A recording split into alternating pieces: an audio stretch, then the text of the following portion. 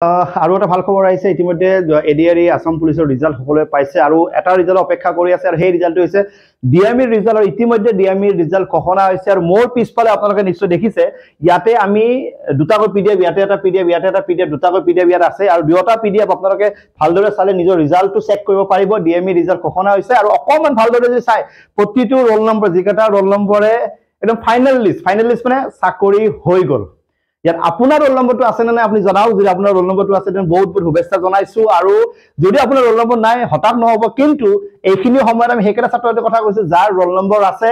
final লিষ্টত কাৰ roll number আহি যাব চেক কৰক গোটেইখিনি এবাৰ মই জাস্ট নৰমালি দেখাইছো আপোনালোকে এবাৰ চেক কৰি চাওক হিচাপত দিয়া হৈছিল যিসকলে ফাইভাত বহিছিলে বা স্কিল টেষ্টত বহিছিলে তেলে গ্ৰুপ হিচাপত ৰোল নম্বৰবোৰ দেখা আছে আপুনি গ্ৰুপ 2 গ্ৰুপ 3 গ্ৰুপ 5 দেখাইছো গ্ৰুপ 6 আছে 7 8 গোটেইখিনি এবাৰ দেখাইছো নন টেকনিক্যাল যেখিনি পোষ্ট আমাৰ বাকি আছিলে সেই পোষ্টৰ বাবে এই ভ্যাকেন্সি খিনি আছিলে আমাৰ তাৰ ফাইনেল লিষ্টখন ওলাইছে তো এই ফাইনেল